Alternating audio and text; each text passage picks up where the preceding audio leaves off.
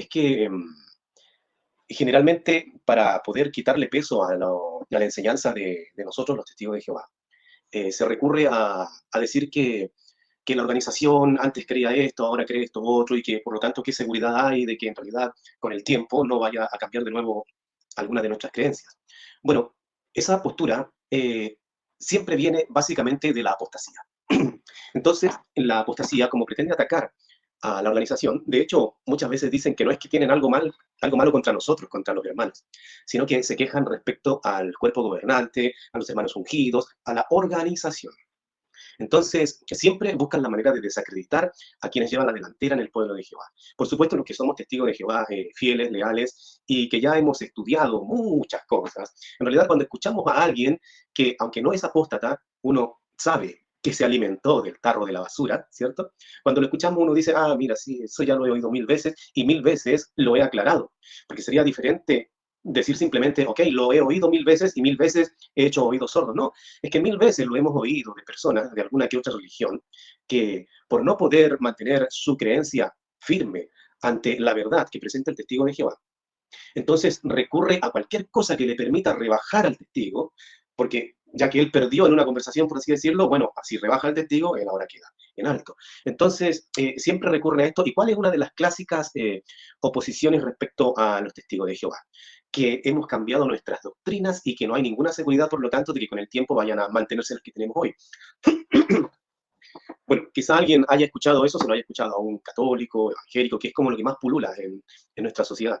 Pero la cuestión es que se está partiendo, primero, de un engaño y sobre la base de un paradigma que no es el que tenemos nosotros los testigos de Jehová. Cuando hablo de paradigma me refiero a toda una, por así decirlo, a una cosmovisión, a un encuadrar de la situación, ¿cierto? A una cuadratura en la que supuestamente las cosas que se han entendido de una manera desde la antigüedad deben permanecer así hasta la fecha. Este es como el paradigma en el cual está enmarcada la postura de los que son de otras religiones. Entonces, dentro de ese marco, todas las piezas del rompecabezas tienen que cuadrar así, dentro de ese marco. O sea, lo que se ha entendido desde la antigüedad tiene que entenderse así hasta ahora. Sin embargo, la Biblia tiene otro tipo de cuadratura, otro tipo de marco, y dice constantemente que en el tiempo del fin el conocimiento sería abundante, ¿cierto? También dice que ciertas palabras quedan grabadas en secreto, por así decirlo, y que avanzando el tiempo se iría comprendiendo con mayor claridad el asunto. Ahora, si al pasar el tiempo se comprende con mayor claridad un asunto, ¿ok? El tiempo de Dios, no el nuestro, eso quiere decir que si yo me pongo a estudiar algo en un tiempo que no era el indicado, lógicamente mi comprensión va a ser inexacta. Tiene que ser inexacta. Porque vamos a poner un ejemplo así, pero terriblemente simple.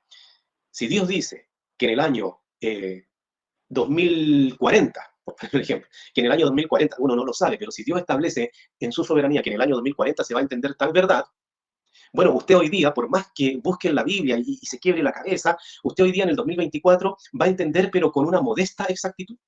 O quizás va a entender algo que va dirigido por allá, porque también el significado de cierta palabra lo guía por allá, o porque hay un error en una pequeña numeración, etcétera. Entonces usted se va a ir por allá. Y no va a llegar al punto, porque Dios ha querido, en el ejemplo muy, muy simple que estoy poniendo, que en el año 2040 eso se entienda. Entonces, lógicamente, mientras no lleguemos al 2040, usted va a entender de manera inexacta. Con ese ejemplo, lo que quiero decir es que en la Biblia se habla mucho de que en el tiempo del fin se entendería con mayor claridad los distintos asuntos de la palabra de Dios. Pero concretamente se dice que el conocimiento se iría haciendo abundante o que la luz iría haciéndose más brillante. O sea, no es que llegue uno al tiempo del fin y de pronto comprendemos todo lo que hay que comprender. No, no, no es así. Entonces, bajo este paradigma, bajo esta cuadratura, bajo este marco de circunstancias, entonces es totalmente correcto entender que los hermanos al principio fueron comprendiendo un asunto de una manera, estudiándolo, fueron por acá, y en realidad la cosa era por acá, pero con el tiempo, ¿cierto?, ajustaron y fueron comprendiendo mejor. O sea, el paradigma es totalmente diferente. Ahora, ¿cuál es el paradigma bíblico? El de que todo se entiende desde el principio y nada debe ser mejor entendido porque ya todo viene bien entendido. ¿Ese es el paradigma bíblico? No, ese es el paradigma de la cristiandad. El paradigma bíblico es el que ya hemos dicho, que tenía que avanzar el tiempo y que en el tiempo del fin que es comprobable con versículos bíblicos como el año 1914 en adelante, se comienza a entender mejor. Bajo ese paradigma correcto, no hay ningún problema en que antes del tiempo del fin, por ejemplo, el hermano Russell, que vivió en 1852, creo que nació, que vivió del 1852 hasta el 1916, no hay ningún problema en que él, modestamente, haya comprendido algunas cosas de la verdad, ¿cierto? Como la santidad, la justificación, la restitución de la humanidad, ¿cierto? El pecado, cómo nos ha afectado, la bendición de Dios que nos promete. Todas esas cosas él las fue comprendiendo y no hay ningún problema en que, por ejemplo, haya pensado que después que se juntó con el grupo de Barbo, que ya lo vamos a comentar más a fondo, haya llegado a pensar que en realidad la presencia del Señor Jesucristo había comenzado en 1874. O sea, la presencia en sí misma es una doctrina bíblica, la parousia, que Él, en los tiempos anteriores al inicio del tiempo del fin, al inicio de cuando la luz tiene que resplandecer, antes a eso, haya estudiado el asunto y se haya ido, por ejemplo, por este lado y no por este otro que era el que sí era, no quiere decir que esté prácticamente como condenado o que la organización de los testigos de Jehová, todo eso le ocurrió a Russell y a unos pocos compañeros de él en tiempos que son anteriores al inicio de los tiempos de la luz, por así decirlo. Entonces, el paradigma ya parte equivocado y la malicia de hablar de que la organización, la creencia de los testigos cambia. No es así. Ahora, no sé por dónde empezar porque tengo tanto que decir, pero no sé por dónde empezar. Bueno, partamos por aquí. Antes de mostrar el respaldo bíblico a ciertos asuntos, les voy a contar la historia. La historia, cómo fue de verdad. Dice que no lo llamen porque se nos termina todo. Sí, recién ocurrió una llamada y se cayó. Entonces, la...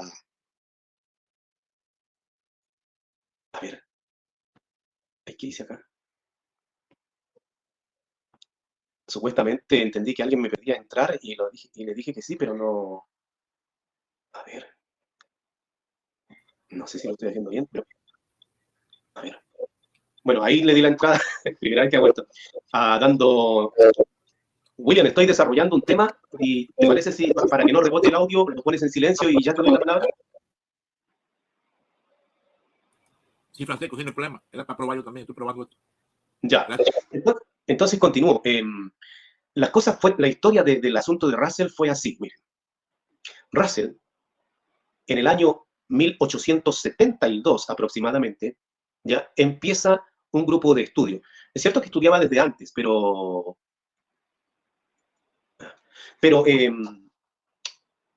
hubo un momento en que él tuvo un poco de conflicto porque venía de un tiempo de la guerra civil en Estados Unidos, veía mucha muerte, veía que aparte que la gente estaba como loca para su tiempo por eso, y que las religiones hablaban siempre del infierno, otras del purgatorio, de la condenación eterna, etcétera. Entonces él no podía, y la predestinación, entonces él no podía concebir cómo un Dios de amor, ¿cierto? Tenía preparado de antemano a personas elegidas de antemano para que se fueran al infierno.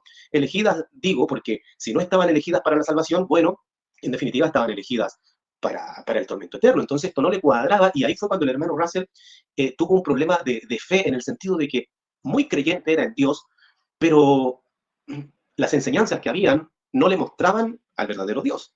O sea, presentaban a un Dios un poco colérico más que un Dios de amor. Entonces no supo dónde congregarse, qué hacer, y fue ahí cuando entonces, después de eso, cuando sale motivado de un sermón que escuchó de Johannes Wendell, entiende que debe dedicarse él con una nueva actitud, con una nueva postura más definida al estudio de la Biblia, para encontrar él las respuestas a esas cosas que lo perturbaban. Crea su estudio de bíblico, donde incluso participa su padre, era guiado esto por el hermano Russell, otras personas más, y esto comienza más o menos en 1872. Estamos hablando de un jovencito, todavía un joven, y tienen que pensar ustedes en las fechas, porque esta no es una historia que se la estoy contando y que ya está súper contada, no. Estoy ampliándole por otro carril el asunto. Quiero que entiendan, para las personas que ven este vídeo y no son testigos de Jehová, quiero que entiendan que en el tiempo de los acontecimientos que les estoy mencionando, no había organización de los testigos de Jehová. Ni siquiera habían congregaciones. Estamos hablando de un individuo que comenzó a estudiar con su padre, con otros familiares y otros amigos que eran también creyentes, Y ese círculo de estudiantes empieza a crecer poco a poco porque hay otros también que están interesados. Pero aquí todavía no hay ninguna organización, ni iglesia, ni nada, como le quieran llamar. Entonces era el año 1872, básicamente, que es como donde empieza este estudio profundo. Y cuando ya vamos por el año 1876, ¿ya? Que no es que ya se haya fundado una religión, no es que se haya establecido una organización, no. Han pasado apenas unos 4 años. Y al hermano Russell le llega un folleto que era publicado por un fulano que se apellidaba Barbour. Cuando le llega este folleto al hermano Russell, él se da cuenta que las cosas que se mencionan allí se parecen mucho a las que él con su grupo de estudio están llegando a las conclusiones, ¿cierto? Llegan a ciertas conclusiones y vaya, veo aquí en este folleto que hay otro grupo de estudio similar al mío, estoy haciendo el papel de Russell, similar al mío, llegan a las mismas conclusiones por los mismos métodos. Bueno, juntémonos con ellos, conozcámonos, ¿cierto? Tal como se conocería hoy día uno con otro. Hola, hermano. En ese tiempo no había ningún prejuicio religioso como los que se ven ahora de este tipo. Así es que Russell se consideraba hermano con todo, se juntan a estudiar y alcanzan a estar muy poco tiempo, realmente poco tiempo, prácticamente nada, pero en el 1876, cuando se juntan a estudiar estos dos grupos, ¿cierto? Barbour le convence en el sentido que lo hace a Russell que se enfoque en el estudio de la cronología bíblica. Es cuando Russell entonces, motivado por Barbour, se mete en el tema de la cronología bíblica, ¿cierto? Y se da cuenta, él mismo, después de que Barbour le mencionó, él mismo comprueba que efectivamente tiene lógica lo que le acaba de decir Barbour. ¿Qué cosa? Que el año 1874 era el año en que había comenzado la presencia o parousia del Señor Jesucristo. O sea, hasta antes de juntarse con Barbour, Russell miraba siempre al año 1914 como la única fecha especial en el contexto bíblico. Por un asunto de, que aquí tenemos que resumir tiempo, así que no lo voy a detallar, ¿cierto? Por un asunto de los 7 tiempos, que son 2520 años, a partir de 70 años antes de la salida del cautiverio babilónico, después eso lo podemos hablar, entonces a partir del año 607, que son 70 años antes de la salida del cautiverio babilónico, entonces son 2520 años, que son 7 tiempos, lo cual lo llevan a 1914. Y Russell estaba siempre enfocado en esa visión bíblica, cronológica, de que el año 1914 sería el año del fin, ojo, fin del tiempo de los gentiles, no fin del mundo. Entonces Russell miraba a 1914 como un año determinante, ¿cierto? Se entendía que allí se acababa la primacía de los gobiernos gentiles. Cuando decimos gobiernos gentiles, nos referimos a los gobiernos de cualquier país que no tiene nada que ver con el pueblo de Dios. Entonces, esta supremacía de los gobiernos gentiles comenzó cuando el último rey de Israel y de Jerusalén fue destituido, que fue Sedequías.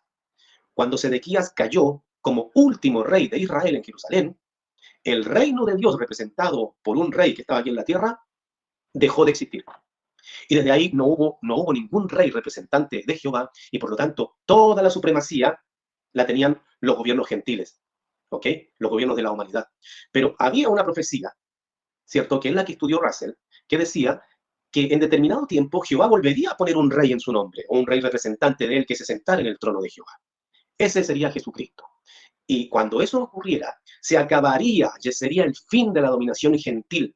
Las naciones gentiles ya no tendrían la supremacía. Habría un gobierno, el de Jesucristo, sobre ellos, ejerciendo su dominio y control. Y esa fecha estaba vista por los 7 tiempos para 1914. Y hacia allá miraba el hermano Russell. Pero ¿qué ocurre? Que el hermano Russell, cuando recibe el folleto y se junta con Barbour, como grupos de estudio se juntan para analizar la escritura, Barbour le dice, oye, pero ¿no has visto que la cronología también hay unos cálculos que se hacen y te llevan a 1874? Y Russell no había visto eso. Entonces Barbour le dice que lo investigue él mismo, y cuando Russell hace la investigación de los versículos bíblicos que hablan de cronología, efectivamente desde cierto punto hasta cierto punto le hacía pensar a Barbour, y ahora Russell lo estaba comprobando también, que 1874 era un año al parecer marcado por la Biblia, porque se entendía que para 1874 terminaban 6.000 años de historia de la humanidad bajo el pecado. 6 milenios terminaban, y por lo tanto comenzaba un 7º milenio que era el tan esperado de las bendiciones de Cristo. Entonces se entendía, por lo tanto, que en el año 1874, como Barbour había sugerido, había comenzado la parousia del Señor Jesucristo, la presencia de él, porque habían terminado los 6.000 años de historia humana bajo el pecado, y allí, por lo tanto, comenzaba el 7º milenio, el milenio tan esperado, ¿cierto? Entonces ocurre que ahora Russell, que siempre había estado enfocado en 1914, gracias a Barbour, por así decirlo, gracias a Barbour, ahora también presta atención a otra fecha cronológica, que es la de 1874. Pero comenzó a prestar atención hacia esa fecha de 1874, 2 años después de que eso ya hubiera comenzado, de que supuestamente eso ya hubiera comenzado. Porque Russell se junta con Barbour en 1876. O sea, ya habían pasado 2 años. De manera que nadie puede decir que los testigos de Jehová, ya ahí es falso. No hay organización de testigos de Jehová todavía. Estaba solo Russell y un grupito de estudiantes. Pero aún así, tampoco se puede decir que Russell y un grupo de estudiantes profetizaron que en el año 1874 comenzaba la presencia de Cristo. Falso. Nadie profetiza para atrás. Si están en el 1876, no puede estar profetizando para 1874. ¿Se dan cuenta? Por lo tanto, es falso hablar de que los testigos, la organización, profetizó y después cambió. No, no, no, no. Si aquí estamos viendo a un hermano, porque lo reconocemos como hermano, ¿cierto? A pesar que todavía no surgía la organización misma, ni había llegado el tiempo del fin donde comienza la luz, este hermano y su grupito, quienes habían mirado siempre a 1914, lamentablemente, por Barbour, pero no queda ahí la cosa, lamentablemente por Barbour, ya seguiré explicando, enfoca su visión, su vista en 1874. Es como que hoy día uno dice, oye, ¿sabías que hace 2 años atrás comenzó tal cosa? ¿Así? No me digas así, mira, compruébalo. Claro, y tenía sentido. ¿Dónde estaba el problema? No era ni siquiera Barbour en sí mismo. No era ni siquiera Barbour en sí mismo. Lo que pasa es que hasta la fecha, y es casi imperceptible para muchas personas, pero ojalá puedan darse la tarea y hacer la investigación. Hasta la fecha, si ustedes leen, por ejemplo, la Biblia Reina Valera en Hechos 13:20, van a encontrar que se habla de un periodo de años, ¿ok? Para el tiempo de los jueces de Israel, pero está mal traducido. Si ustedes comparan la Nácar Colunga o la Biblia de Jerusalén con la Reina Valera, y digo la Nácar Colunga o Biblia de Jerusalén, por no decir la traducción del Nuevo Mundo, porque también la pueden usar, obviamente. Entonces, a este lado pueden poner la traducción del Nuevo Mundo, o la Biblia de Jerusalén, o la Nácar Colunga, la que quieran. Son ejemplos que se me vienen aquí para mencionar. Y leen Hechos 13:20 y lo comparan con la Reina Valera, leyendo Hechos 13:20, a todo esto, la Reina Valera tiene precisamente la lectura que existía en las Biblias del tiempo del hermano Russell. Entonces, cuando el hermano Russell leyó Hechos 13:20, sugerido por Barbour en un estudio cronológico, se desajustaba un poco la cronología. La cronología bíblica perdía sentido. Empezaron a quedar como quien dice, si tiene que cuadrar en la secuencia de años así, de pronto con esa cronología o bien quedabas así, o bien quedabas con un espacio vacío. Entonces había una falla en el recuento cronológico al tomar en cuenta Hechos 13:20, como está escrito en la Reina Valera y como estaba escrito en aquellos tiempos. Entonces, como se descalibraba la cronología, se buscó información y habían ciertas investigaciones del momento, estamos hablando de los años fines de 1800, donde, por ejemplo, el Diaglotón Enfático tenía una nota que decía que al parecer había ocurrido un error en la transcripción de los manuscritos, de tal manera que los 450 años que se mencionan en Hechos 13:20 respecto a los jueces de Israel, ¿cierto? La explicación era, no eran 450 años, decía el Diaglotón Enfático. Al parecer eran 550 años. Entonces, se agregaban 100 años de más. La cronología ya no tenía ese bache, ese sinsentido. Y ahora sí, aunque la cronología tenía sentido, hicieron los cálculos cronológicos, ¿cierto? Y llegaron a 1874. O sea, si en realidad la Biblia de aquel tiempo, las Biblias que existían en ese tiempo, no hubieran tenido el error, que para muchos puede ser imperceptible, yo no lo voy a explicar acá porque me tomaría tiempo.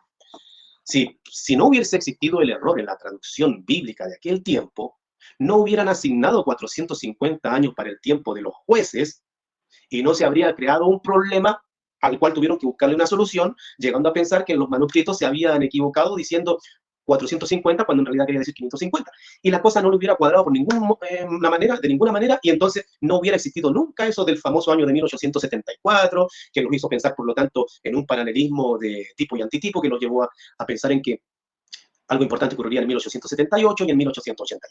O sea, fíjense, un tremendo barullo que se formó en definitiva, por una mala traducción bíblica, con un error que persiste en la Reina Valera, que yo no lo puedo comentar ahora porque sería muy largo el video.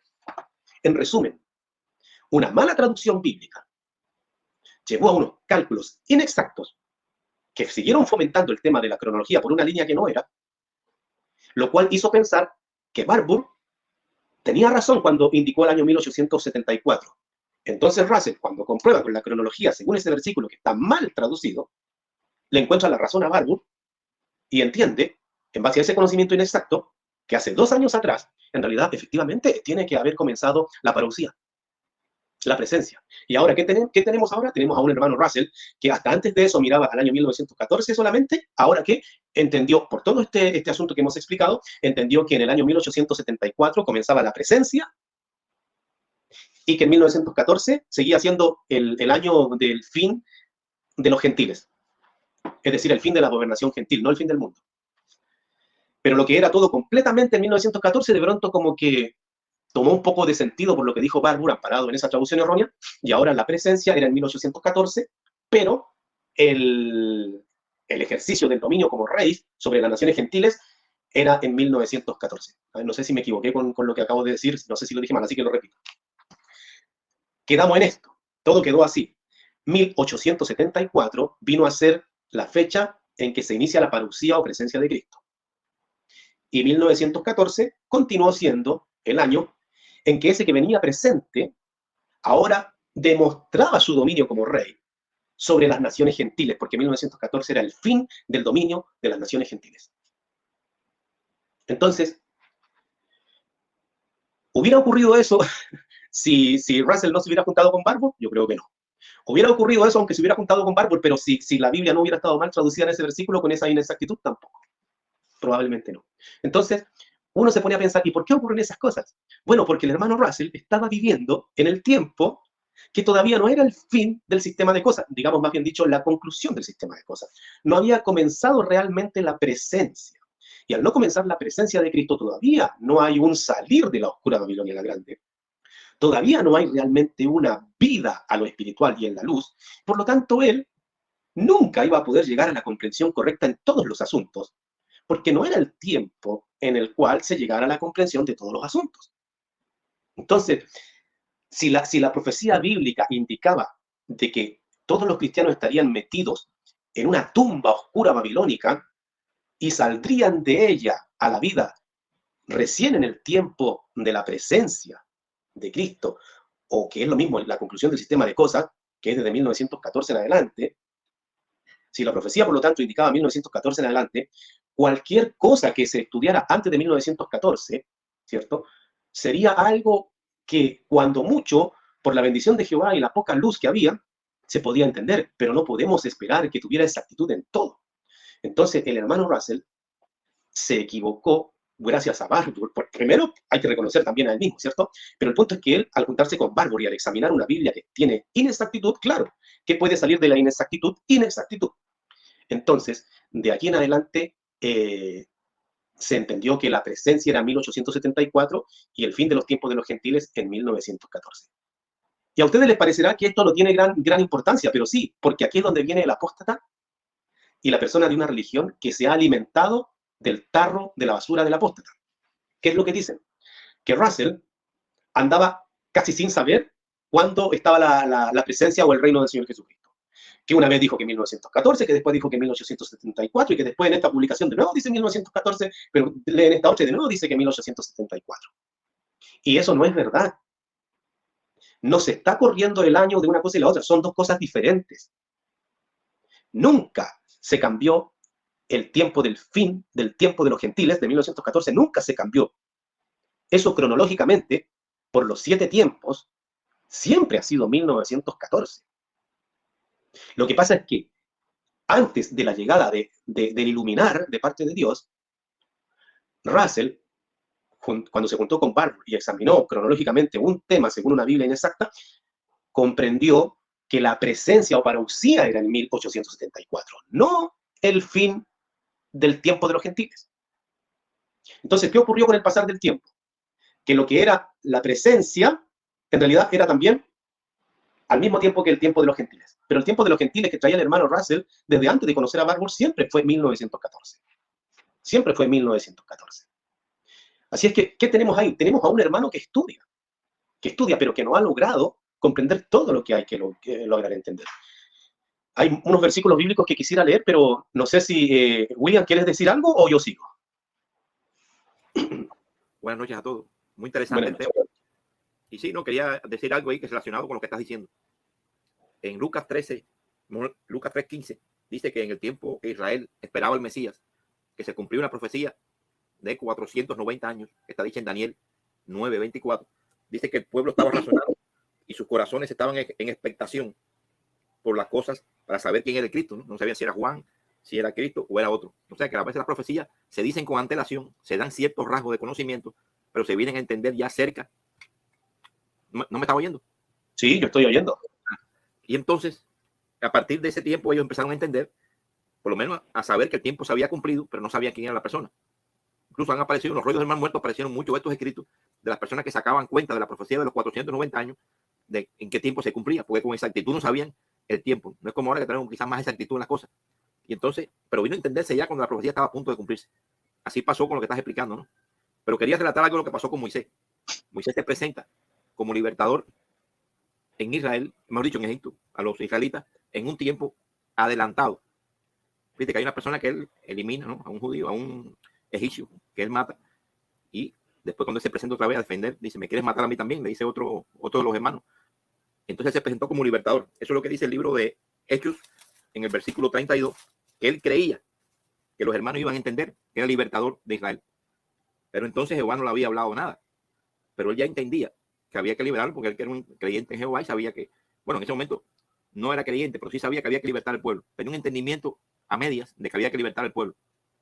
Pero entonces Jehová a los 40 años, él tiene que huir, y Jehová a los 40 años se le presenta y le dice, mira, ahora es que vas a libertar a Israel.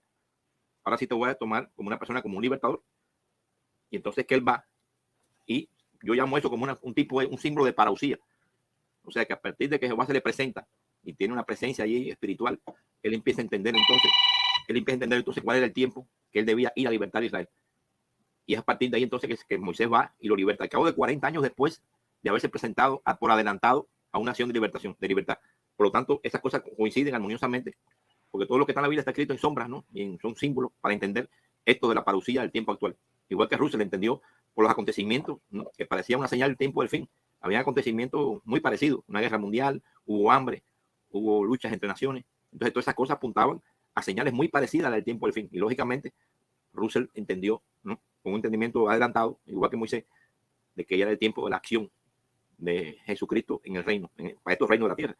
Pero después vimos que no fue así, porque él entendió después entendió que era el principio del tiempo del fin y no el fin.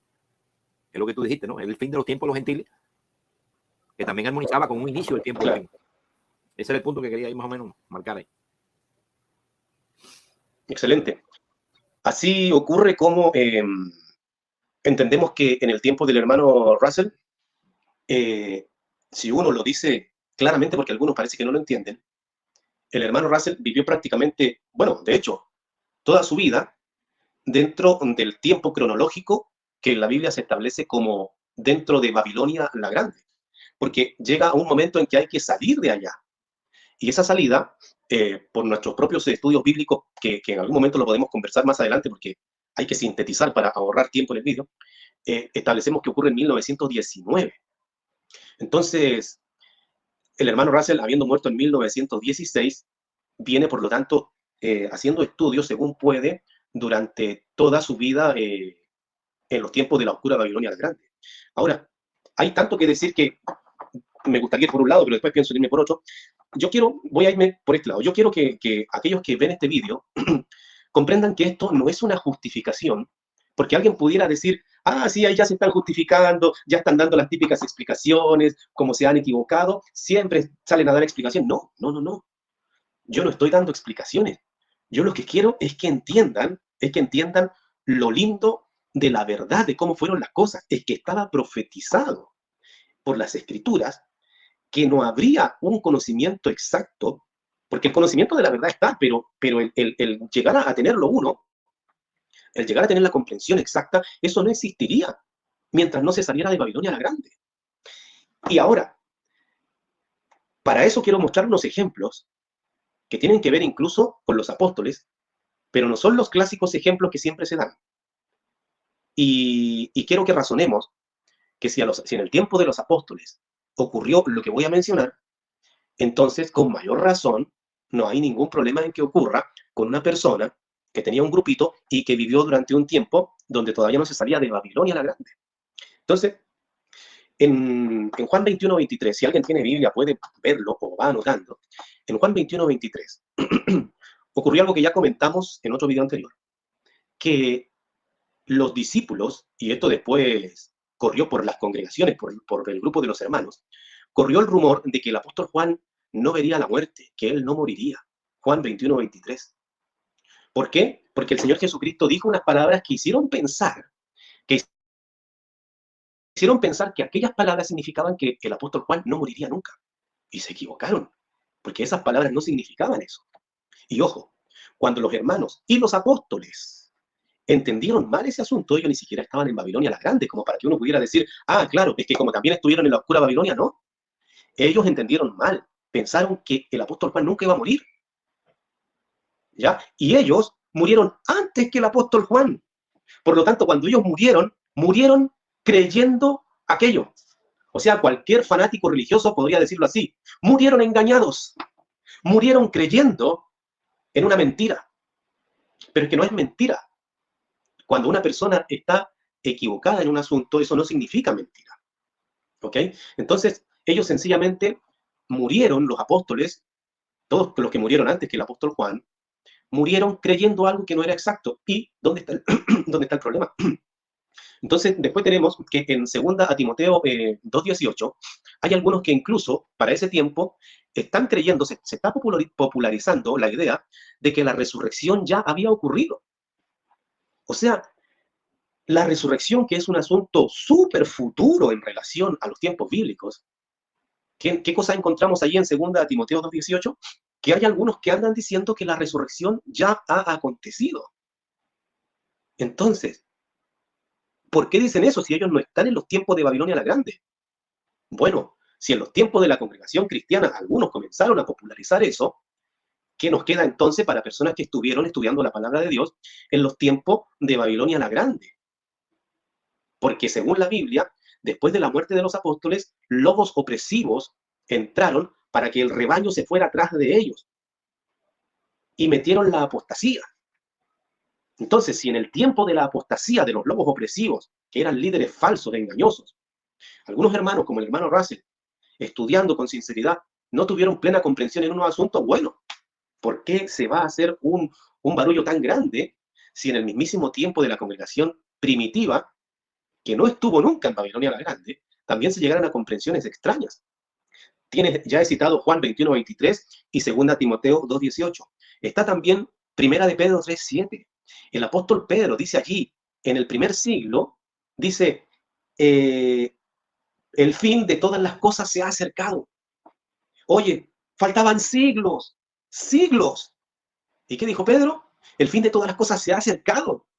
Y los que estuvieron con él y le creyeron, murieron creyendo eso. Cualquier exagerado dice, ¡ay, murieron engañados! No, no es que vayan muerto engañados. Murieron creyendo algo que no era muy exacto y punto. O sea, en ese tiempo Jehová permitió que aquellos pensaran que el fin del sistema de cosas estaba cercano a sus propios días. ¿Y cuál es el problema? Entonces después tenemos otro versículo que es 1 Corintios 7, 29 y 38. Allí el apóstol Pablo dice, hermanos, les digo que ya no queda tiempo. Y dice algo más o menos así, ni para casarse. Entonces, ¿no les parece que también se equivocó el apóstol Pablo? ¿Cómo que no queda tiempo? Quedaban siglos, siglos. ¿Y qué pasa con los que no se casaron porque le creyeron la idea a Pablo? Murieron engañados y tuvieron una vida triste en soltería, etcétera, como dicen los que se alimentan de la basura de los apóstatas, que vienen aquí a decirle a uno que el que murió en un tiempo cuando todavía no se entendía la cosa como la entendemos ahora, murió engañado. No, con esa postura tendríamos que también magnificar las cosas y decir que murieron engañados los del tiempo de los apóstoles. Y no podemos ser así. Son cosas que Jehová permite porque Él considera que no es el momento de aclararlas. Entonces tengo otro texto más que es 2 Tesalonicenses 2:2. Ahí hay algunos que están popularizando la idea de que el día de Jehová ya está aquí, el día del Señor. Tradúzcase fin del mundo en términos más simples. Están, pero ahí, ya. Oye, de nuevo, faltaban siglos. Entonces, no, Si alguien que no es testigo de Jehová ve este vídeo, por favor razone. Si Jehová no quiere que la persona comprenda la cosa en un momento, la persona va a comprender mal. Jehová no le va a arrancar la página a la Biblia para decirle, mira, como yo no quiero que tú entiendas esto, te voy a quitar esta página por ahora porque no quiero que la leas. No, Jehová la deja allí. Pero ¿qué pasa cuando alguien examina esa página, esa profecía? No la va a comprender bien porque no es el tiempo. Y le ocurrió incluso a los apóstoles durante su propia vida. Tenemos 1 Corintios 15, 23. En ese texto se da a entender que la presencia, fíjense, esa presencia que Russell, por Barbury, por una Biblia inexacta, comprendió que había iniciado en 1874, esa misma presencia, Pablo estaba peor equivocado, porque él creyó que esa presencia estaba a punto de ocurrir en sus días. Según 1 Corintios 15, 23, él habla de la presencia como algo que está encima, que va a ocurrir durante su propia vida. Tanto es así que en 1 Corintios 15, 52, él dice que para ese tiempo de la presencia, que ya está cercana, los que están durmiendo en la muerte van a ser resucitados y nosotros, dice él, fíjate, Pablo dice, nosotros, se incluye él, seremos cambiados. O sea, Pablo tiene la creencia de que la presencia o parousia está tan próxima que él no va a dormir en la muerte, que lo va a pillar en vida y va a ser transformado. Oye, Pablo creyó que la parousia o presencia estaba en el primer siglo. Por lo menos Russell pensó que estaba en 1874. No sé si me entienden el chiste. O sea, un inspirado se equivocó por siglos de más de lo que se equivocó un hombre que está en Babilonia la Grande. Ahora, yo no estoy comparando para nada a Russell con Pablo, para nada. O sea, no hay punto de comparación. Pero el tema es que ¿por qué lapidar al hermano Russell cuando no comprende bien un asunto respecto a la presencia? Y estamos viendo que los apóstoles inspirados se equivocaron por un tiempo mucho mayor. Entonces, ¿cuál es el escándalo? Si Jehová no quiere que se sepa algo, ni en el tiempo de Pablo, ni en el tiempo de Russell, no se va a saber, se va a saber cuando Él quiera. Por eso que la Biblia dice que Jehová pone a su Hijo para que Él dé el alimento al tiempo apropiado, mediante un esclavo o mayordomo fiel y prudente. Luego tengo otro texto, que es Primera de Juan 2:18, y el apóstol ahí dice, hijitos, es la última hora. O sea, ya no quedaba tiempo. Primera de Juan 2:18, oye, quedaban siglos, siglos.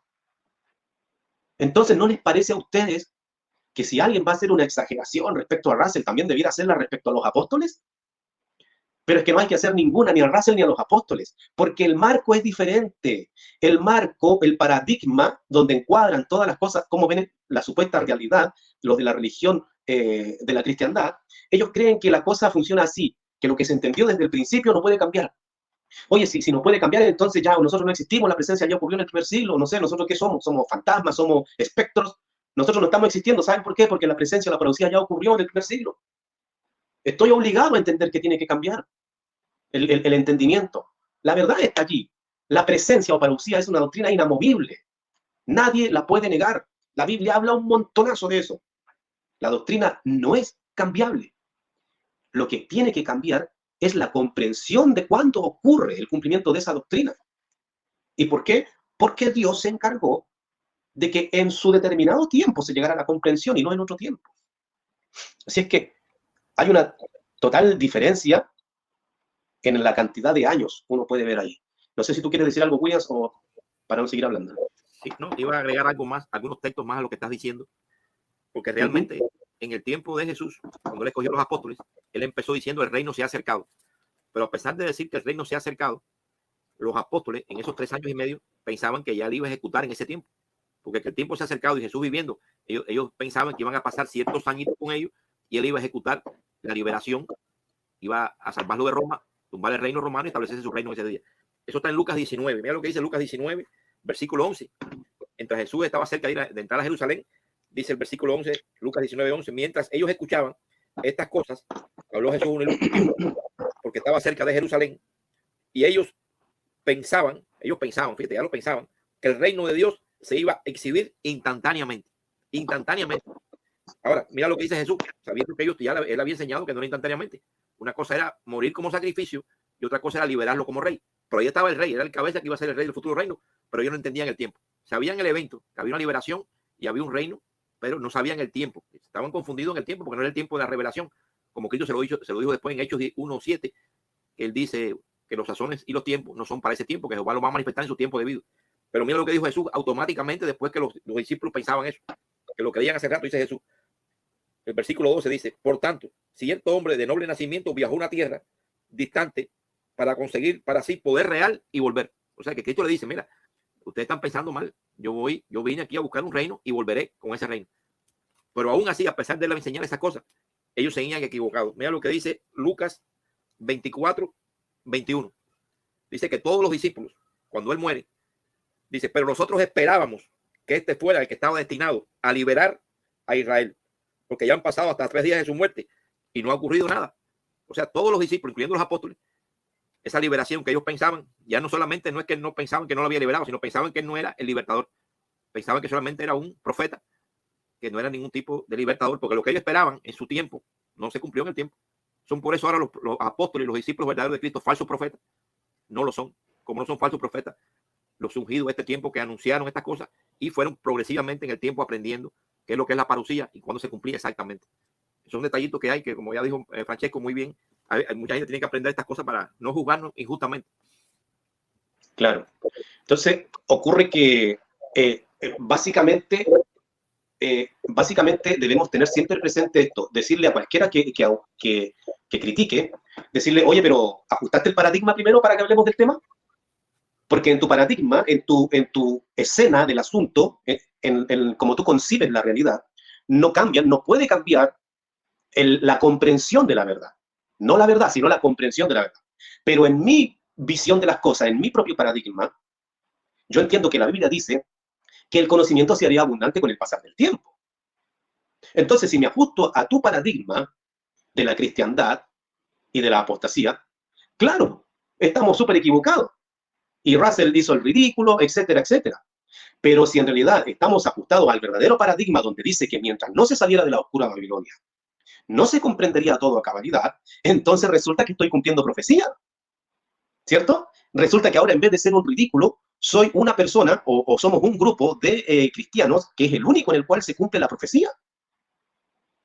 ¿Se dan cuenta? Entonces hay versículos que tienen que ver con Isaías. Pero les voy a mencionar otro que está en Primera de Pedro, para que sea como la introducción a Isaías. Y cuando digo Isaías, en realidad me refiero a Isaías, Zacarías, Malaquías, etc. Pero les voy a mencionar Primera de Pedro 1, y les voy a leer un poquito saltado el 10 hasta el 12, pero después ustedes lo revisan completo. Yo voy a resaltar las partes clave. Primera de Pedro 1:10 dice, sobre esta salvación, Primera de Pedro 1:10, sobre esta salvación, me adelanto un poco y dice, los profetas que profetizaron, ¿ya? Para ustedes. Dice que la salvación, ¿ya? Es un tema del cual los profetas profetizaron para ustedes. ¿Sabes quiénes son esos ustedes? Son los cristianos. O sea, estamos hablando de creyentes en Cristo. O sea, los profetas de la antigüedad, a pesar de haber vivido en un tiempo que no era cristiano, a pesar de haber vivido en un tiempo donde las cosas tienen que ver netamente con el pueblo de Israel, está diciendo aquí el apóstol Pedro que cuando ellos profetizaron, en realidad estaban hablando del cristianismo, del tiempo del cristianismo. Los profetas que profetizaron para ustedes. Dice en el versículo 12, a ellos, a los profetas, les fue revelado que no se estaban sirviendo a sí mismos, sino que les servían a ustedes, los cristianos. Y al final del 12 dice, estas son las mismas cosas que los ángeles desean mirar con atención. O sea, era algo realmente interesante. Pensar que los profetas de la antigüedad en realidad estaban describiendo aspectos o detalles de la época del cristianismo. Como dice Franklin, ¡wow! ¿Cierto? O sea, habían comenzado a leer ustedes las escrituras de los profetas con este punto de vista. Cambia la cosa, ¿cierto? Porque cuando ustedes leen a los profetas, a veces se aburren porque están leyendo historia. Pero si ustedes en realidad leen a los profetas desde el punto de vista de Pedro, comprendiendo que ahí se está hablando del cristianismo, la cosa cambia. Entonces yo me cuesta seleccionar algunos versículos de Isaías, porque para mí todo Isaías es casi como un gran evangelio, la historia del cristianismo. Pero a ver si tenemos un tiempo, ha pasado harto ya, para leer algunos versículos. Isaías 1, versículo 2, dice, Jehová ha hablado, he criado y educado hijos, pero ellos se han rebelado contra mí. Piensen ustedes en lo que dijeron los apóstoles, que cuando ellos murieran, la congregación cristiana seguiría a lobos opresivos y entraría a la apostasía. Debido a que los profetas hablaron del tiempo del cristianismo, fíjense entonces cómo hablan de aquello. Isaías 1:2, Jehová ha hablado. He criado y educado hijos, pero ellos se han rebelado contra mí. Final del versículo 3. Mi propio pueblo no se ha portado con entendimiento. El 4.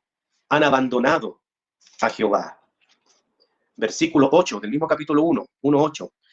Han dejado a la hija de Sión como una choza en un campo de pepinos. Fíjense cómo quedó lo que Jesús fundó, como una choza en un campo de pepinos. Sigo con el 1:21. Mira cómo la ciudad fiel se ha convertido en una prostituta. ¿Se dan cuenta qué fue pasando con el cristianismo? Se fue prostituyendo por las influencias del paganismo que dejaron que entrara y se llenara de mala hierba. ¿Ya? Lo que era algo lindo, hermoso, compuesto de los hijos de Dios, terminó prostituyéndose y terminó convirtiéndose como en una choza en un campo de pepinos. 1:22. Tu plata se ha convertido en escoria. Escoria. Es la misma escoria de la cual después, cuando llega el tiempo, hay que limpiar a la congregación cristiana. ¿Ok? Dice el capítulo 2, versículo 8. Se inclinan ante la obra de sus propias manos. ¿Acaso no es eso lo que fue pasando con el tiempo? Desde los padres de la iglesia en adelante, cuando fue predominando el protocatolicismo romano y después el catolicismo romano, se inclinan ante la obra de sus propias manos, dice Isaías 2:8. 2:9. Se postran, se rebajan y es imposible que los perdones, dice el profeta. Capítulo 3, versículo 12. Pueblo mío, tus líderes te llevan a la deriva y confunden el rumbo de tus caminos. Qué interesante, ¿eh? Capítulo 3, versículo 14. Jehová llamará a juicio a los ancianos y a los príncipes de su pueblo. Ustedes han quemado la viña. Fíjense en qué ha terminado la viña del Señor. Primero era una choza en un campo de pepinos, o algo que se había prostituido, y ahora la han quemado. Capítulo 5, versículo 2. Jehová plantó una vid roja selecta. 5:2 al final, pero solo produjo uvas silvestres. 5:6. Se llenará de espinos y de mala hierba. ¿Se acuerdan de la ilustración del Señor Jesucristo? ¿De cómo se llenaría de mala hierba? Esta vid o esta viña que plantó Dios se terminaría llenando de mala hierba. ¿Ya? El capítulo 5, versículo 13. Así que mi pueblo se irá al destierro por falta de conocimiento. El conocimiento está, ¿cierto? Pero no lo tienen en sus mentes. Se irá al destierro por falta de conocimiento. Sus hombres gloriosos estarán hambrientos y todo su pueblo estará reseco de sed. Por eso la tumba se ha hecho más grande y ha abierto sin límite su boca. La tumba en el sentido de que el cristianismo llegó a estar muerto en la tumba por falta de conocimiento. Entonces, ¿cómo después alguien va a decir que no era necesario tener mejor conocimiento? Si no es necesario tener mejor conocimiento, ¿saben qué ocurre? El cristianismo se queda en la tumba, como una prostituta. Entonces, puedo citar muchos más versículos, pero es que se va a hacer largo esto. Entonces, llega un momento en que de aquello habla el profeta Ezequiel también en Ezequiel 37. Y dice que ya los huesos en la tumba están muy secos, o sea, indicando que ha pasado tiempo en esa condición. Y claro, imagínense ustedes, desde la muerte de los apóstoles hasta la entrada al siglo XX, en mucho tiempo los huesos están secos. Y sin embargo, ¿qué dice la profecía? Que primero los huesos se acercarían unos a otros, se juntarían unos con otros. Habría como un bullicio, un traqueteo de huesos que se empiezan a unir. Y con el tiempo llegarían a tener vida, saldrían de la tumba, saldrían de Babilonia la Grande y estarían bendecidos por Jehová con mejor iluminación. Ahora sí, quisiera leer todos esos versículos, pero como se pasa el tiempo, creo que por lo menos dejando la idea clara, después ya la podemos desarrollar en otro vídeo. William, ¿quieres decir algo? Sí, precisamente, y haciendo más idea a lo que estás diciendo, o sea, ampliando la idea. El versículo 19 de segunda de Pedro dice que por consiguiente tenemos la palabra profética más segura y ustedes hacen bien en prestar la atención como una lámpara que resplandece en un lugar oscuro hasta que amanezca y el lucero se levante en sus corazones. Sabemos que está hablando de una luz progresiva, ¿no? Igual que el amanecer. La luz profética es como al amanecer, ¿no? Que de la oscuridad poco a poco, gradualmente, va creciendo y creciendo, creciendo hasta que el día es perfecto. El versículo 21, que está en armonía con ese texto, dice: porque la profecía no fue traída por ningún hombre de manera por voluntad propia, sino que hombres hablaron siendo inspirados de parte de Dios. Y eso es lo que muchas personas aplican, ¿no? O sea, una persona busca la palabra de Dios profética, porque primera de Tesalonicenses 5:20 dice que no menosprecies la profecía. Si la Biblia dice que no menosprecies la profecía, es porque una profecía te puede dar una luz en un tiempo, pero en otro tiempo te va aumentando el valor de la luz, te va aumentando la calidad de la luz. Por eso dice no menosprecies la profecía, porque es una luz que va en aumento. Tú la estudiaste hoy, la estudiaste mañana, pero de qué el año que viene te da una luz superior. Y eso es lo que dijo ahorita Varela en la carta de primera de Pedro, cuando él citó que dice que los hombres que estaban investigando en otros tiempos, dice que de antemano daban testimonio acerca de los sacrificios de Cristo y de las glorias venideras. Fíjate, los sacrificios de Cristo es una cosa que los apóstoles no entendieron, lo entendieron después que murió y que era el Mesías, pero las glorias venideras, lo que es el reino, no lo entendían. Son dos cosas diferentes de la misma profecía. Confundieron el tiempo. Y dice el versículo 12, a ellos les fue revelado, no para sí mismos, a esos profetas que escribieron, sino para ustedes, los que ministran estas cosas. Una cosa se ministra, o se da administración de una forma progresiva, porque un administrador lleva un tiempo en una empresa y va organizando las cosas y dándole conocimiento a los trabajadores de cómo quiere que se desarrolle. Y eso es lo que hace la luz profética, ¿no? Lo mismo que dijeron estos profetas, no dijeron las cosas para ellos mismos. Daniel no entendía las cosas. Dice, oí, pero no entendí. Son cosas que estaban selladas hasta el tiempo del fin. Y aún en el tiempo del fin se van dando progresivamente. Por lo tanto, cuando hay un juicio contra los que dicen que están investigando las cosas y en un momento no le entienden perfectamente, sería injusto acusar a esas personas que están investigando porque están cumpliendo profecía, como decía Francesco ahorita, ¿no? Igual que el texto que cité de Lucas 3:15. Estaban en expectación de que si este era el Cristo o era el otro. Pero estaban en expectación porque habían estudiado la profecía de Daniel capítulo 9, de los 490 años. Por eso que estaban en expectación. Estaban cumpliendo profecía, aunque estaban equivocados en el tiempo. Pero no se van a juzgar a esa gente, que era el pueblo de Dios. Y entonces los gentiles que están por allá en otro lugar diciendo, mira, son falsos profetas estos judíos que están esperando un Cristo. Estaban esperando porque la profecía lo decía. Lo que no tenían entendimiento exacto del tiempo. Esos son detalles para en este tiempo tener. Justamente. Ahora, si nosotros estamos hablando, por lo tanto, de que esto no es una equivocación a propósito, de ninguno de los que hemos mencionado. No podemos hablar de que alguien de los que estamos mencionando aquí mintió. Esto no es mentir. Cuando uno miente, uno en realidad sabe algo y lo oculta al otro y le dice otra versión. Pero ni Pablo, ni los otros apóstoles, ni el Russell, que aquí sale a la palestra porque en realidad a él se le achacan un montón de cosas, ninguno de ellos tenía un conocimiento que se guardó y te dijo otra cosa. Entonces aquí no hay mentiras. Aquí hay una falta de comprensión porque no es el momento indicado por Dios. Entonces, ocurre que en Isaías 9, todo el mundo se conoce el versículo 6 y 7 donde dice, porque un niño nos ha nacido, ¿cierto? Un hijo se nos ha dado, y le dan una aplicación que es correcta, ¿ok? Pero en la Biblia hay pasajes que tienen más de una aplicación, más de un cumplimiento. Por ejemplo, ustedes pueden leer en algún versículo, especialmente en una Biblia, por ejemplo, como Reina Valera, que se usa bastante la palabra engendrado, y ustedes pueden leer esa palabra y algunos la pueden orientar hacia el momento en que Jesús está dentro del vientre de María, otros la pueden orientar también según su entendimiento al momento del bautismo, porque ahí dice, yo he llegado a ser tu padre, algo así. En la resurrección de Jesús también ocurre lo mismo. Me parece que incluso en la transfiguración, en fin, no, en la transfiguración no dice yo he llegado a ser tu padre. Dice mi hijo amado, algo así, escúchenle. Pero el punto es que cuando en la Biblia ustedes leen yo he llegado a ser tu padre, en realidad está diciendo en griego yo te he engendrado. Bueno, esto es un ejemplo nada más para que ustedes vean de cómo un asunto como este ejemplo que pongo de engendrar puede hacer referencia a este tiempo, a este otro, en fin. Bueno, en Isaías 9, 6 y 7 se habla de un niño nos ha nacido, un hijo se nos ha dado, y en el versículo 7 habla de la expansión de su gobierno en el trono de David y su reino. Entonces, estamos hablando de que el niño que nace tendría una expansión de su gobierno, que es el reino de David. ¿Ok? Entonces Jesús cuando nació, él no se sentó en ningún trono, ni cuando estuvo aquí se bautizó, no. Es cierto que era el rey designado, pero designado, o sea, esta cosa ocurriría a futuro, el expandir el reino. Ahora resulta que si ustedes van al Apocalipsis 12, versículo 4, ¿ya? En el versículo 5, más bien dicho, porque está la mujer celestial embarazada, y dice el versículo 12:5, dice, ella dio a luz un hijo, un varón, que pastoreará a todas las naciones con vara de hierro, y fue llevado al trono de Dios. Y después de una guerra celestial, ¿qué especifica el versículo 10? El 12:10 dice que todos en el cielo dicen, ahora han acontecido la salvación y el poder y el reino de nuestro Dios y la autoridad de su Cristo. Entonces, el niño, cuando nace el niño, cuando nace el niño y se expande su gobierno del trono de David, esto también tiene una relación profética con el nacimiento del niño, del hijo, ¿cierto? Pero en el cielo, como rey para expandir su dominio, para expandir su gobierno.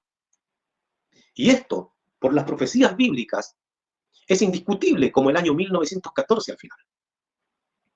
Entonces, en ese contexto de 1914, volvemos a leer Isaías 9, y en Isaías 9, versículo 2, dice algo que por lo tanto también se tiene que aplicar a este tiempo, allí en contorno a 1914, dice, el pueblo que andaba en oscuridad vio una gran luz.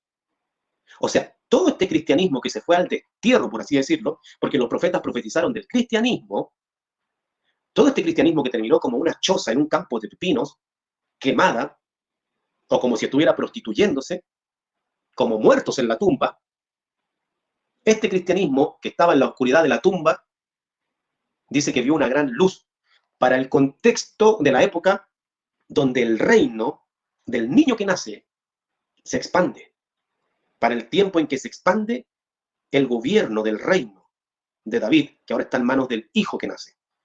Entonces, esperaríamos que para unos tiempos cercanos a 1914 se cumpliera esto de que del 9.2, de Isaías 9.2, de que el pueblo que andaba en la oscuridad viera una gran luz también, ¿cierto? Esto sería, según el versículo 3, como en el tiempo de la cosecha. Y la cosecha, dice el Señor Jesucristo, que es el mismo tiempo de la presencia o parousia. Allí ocurre lo que dice Isaías 9.4, se hace pedazos el yugo que cargaban en la esclavitud babilónica. Entonces, llega un momento en que nace el niño, y no solamente nace, estoy hablando pero ahora ambientado en el aspecto del reino, de la expansión del gobierno, que por la profecía en otro momento podemos demostrar que es 1914, que tal cual dijo Russell, y en ese momento un pueblo tendría que ver una gran luz, y comienza la luz a poder entender mejor las profecías bíblicas, porque ha comenzado, dígase, el tiempo de la presencia o parousia, o si quieren decirlo también así, el tiempo de la cosecha, que es lo mismo. Es lo mismo según la profecía, la ilustración de Jesús allí en el trigo y la mala hierba. Dice que la cosecha es la conclusión del sistema de cosas. Y en Mateo 24, 3 y 7 dice que la conclusión del sistema de cosas es lo mismo que la parousia o presencia. Entonces decir parousia es lo mismo que decir cosecha, es lo mismo que decir conclusión del sistema de cosas. Por eso que aquí también en Isaías se decía como en el tiempo de la cosecha. Entonces comienzan a ver una gran luz. ¿Ok?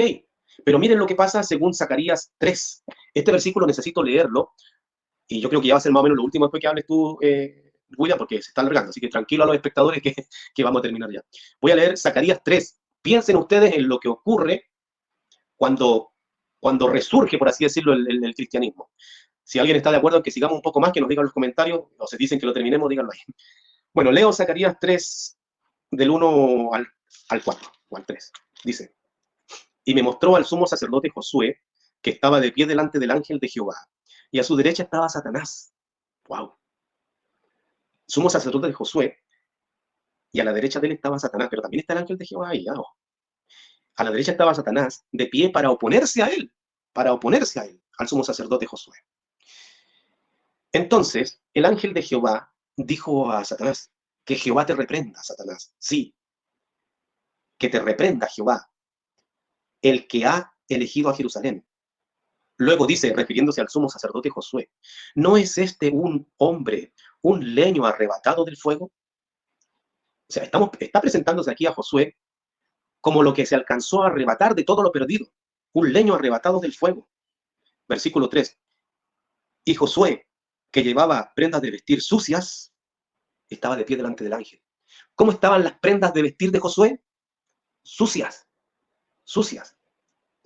Cuando hay un elegir de nuevo, por así decirlo, un recuperar algo de todo lo que está perdido, fíjense cómo sale este que está siendo recuperado, sucio.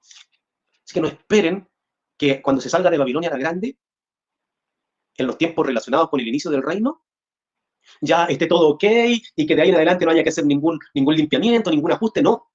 Aquí dice que está sucio. Y sigo leyendo el versículo 4, dice, o leí el... Sí. El ángel les dijo a los que estaban de pie delante de él, quítenle la ropa sucia. Luego le dijo a él, mira, te he quitado tu error y se te vestirá con ropa buena. Pónganle en la cabeza el turbante, ¿cierto? Y viene todo este proceso. Entonces, estamos viendo que Zacarías habla de todo lo que tiene que ver con el momento en que resurge la adoración verdadera, resurge, por así decirlo, la reconstrucción completa del templo de Dios para adorar. Y acuérdense que Pedro dijo que cuando los profetas de la antigüedad escribían, en realidad estaban escribiendo de cosas que tienen que ver con el cristianismo. Entonces aquí, este resurgir de la adoración verdadera, donde el que es rescatado, lo rescatan pero está sucio, y hay que cambiarle las prendas, bueno, está describiéndonos que todo este periodo donde en realidad la adoración verdadera se contaminó por la apostasía de los lobos opresivos, llega un momento en que salen de allí, son rescatados de allí, pero salen sucios. Entonces necesitan, aparte de la iluminación, un limpiamiento, un refinarse.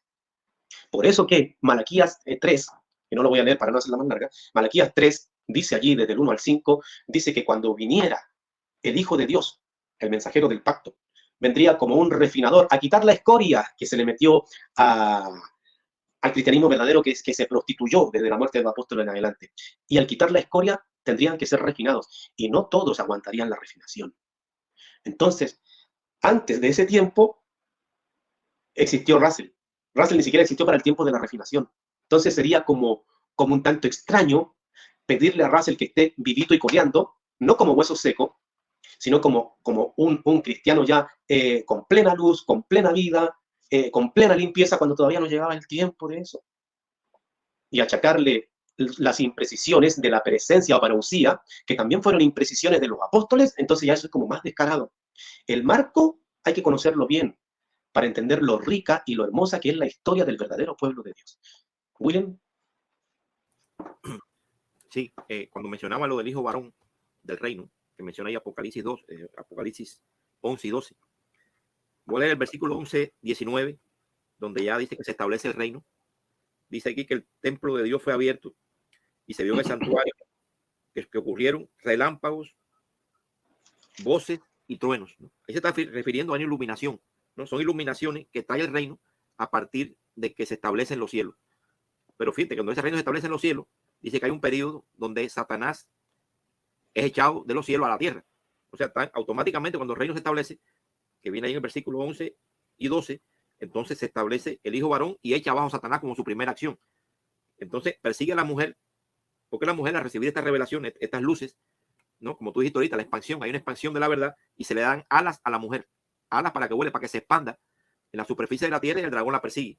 Ahora, esto que estoy diciendo, dice que a Satanás le queda poco tiempo, desde que es echado hasta que se ejecuta, en el sentido, ¿no? Que le queda poco tiempo. Quiere decir que no es como muchas personas que dicen que este es un tiempo del fin donde ya se ejecuta todo al momento.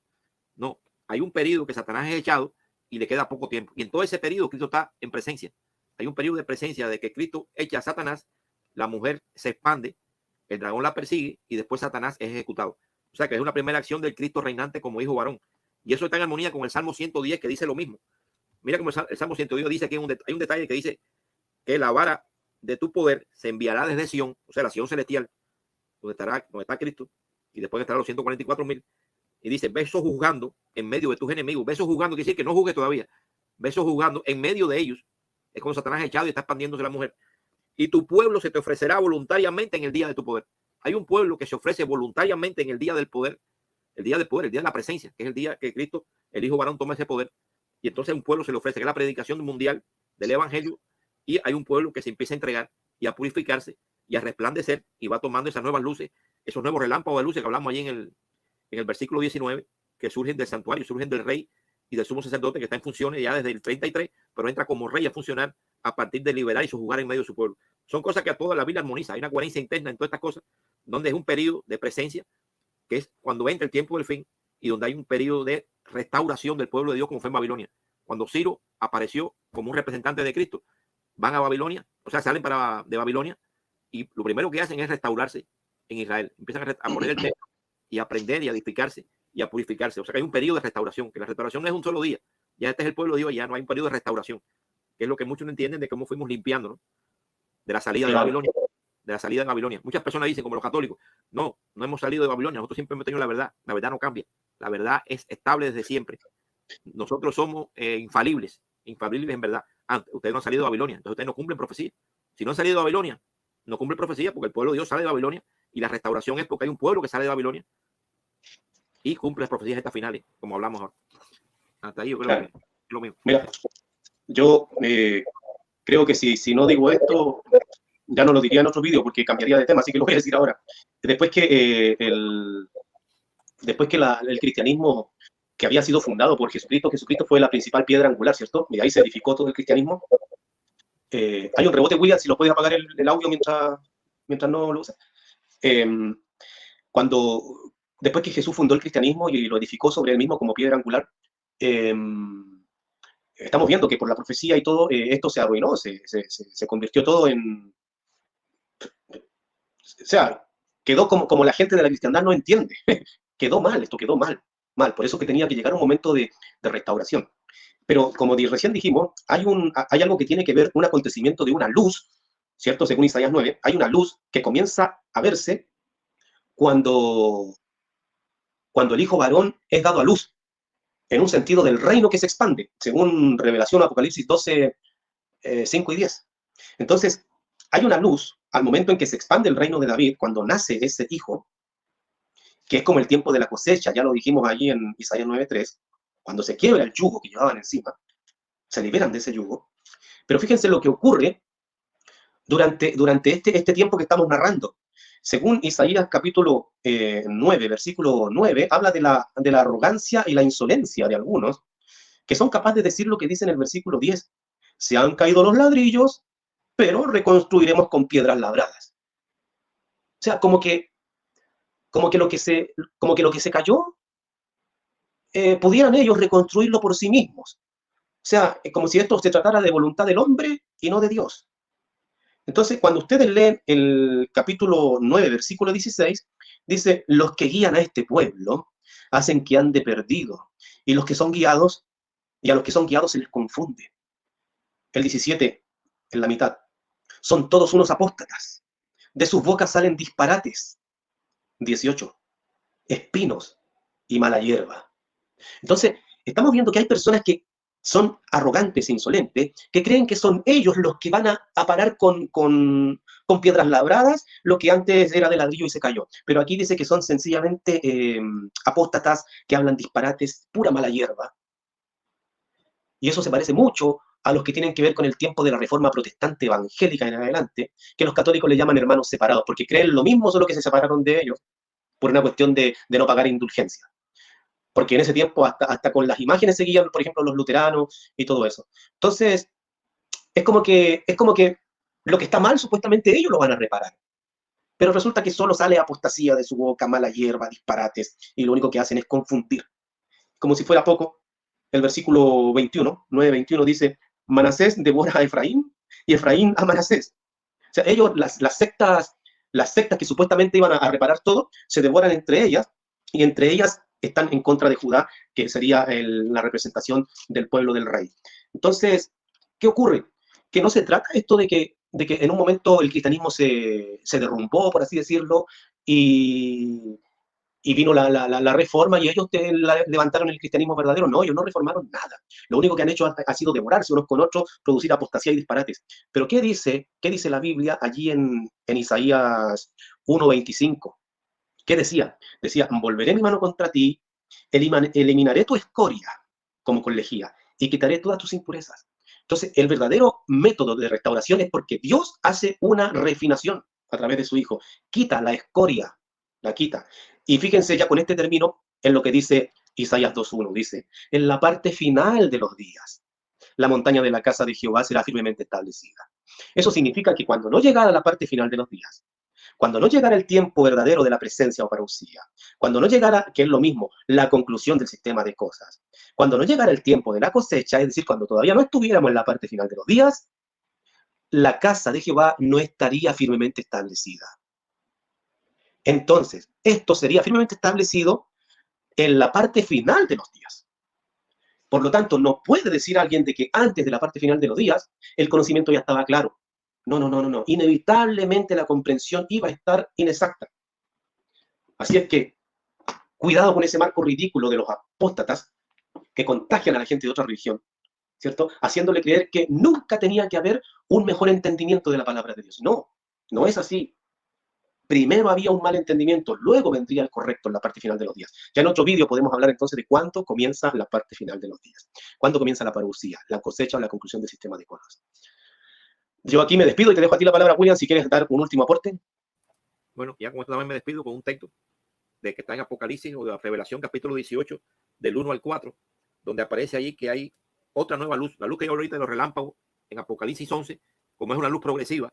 Dice el versículo 18, después vi otro ángel que descendía del cielo con gran autoridad y la tierra completa fue alumbrada con su gloria.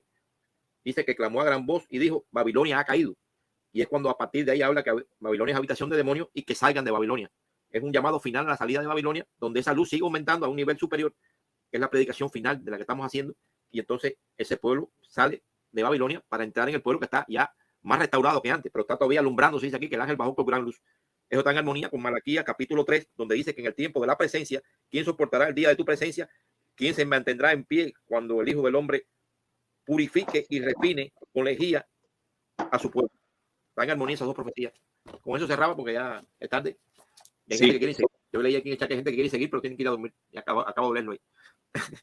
Bueno, una última cosa, William, que el auditorio comprenda entonces que Russell nunca anduvo sin saber dónde ponía el fin de los tiempos de los gentiles. No, siempre fue 1914. Lo que pasa que en el tema de la parousia o presencia, tal como le ocurrió a los apóstoles, de pronto pensaron que había ocurrido en 1874 por Barbour y por una mala traducción bíblica. Pero 1914 siempre fue clave. Y a propósito, Russell predicó también la restitución de la humanidad en perfección. Así es que no piensen que él hablaba de 1914 como el fin del mundo. No, no, no. Ese es otro tema que veremos después. Lo que Russell pensaba y lo que creemos nosotros sobre la restitución de la humanidad a la perfección. Ahora, hermanos, nos despedimos y hasta luego.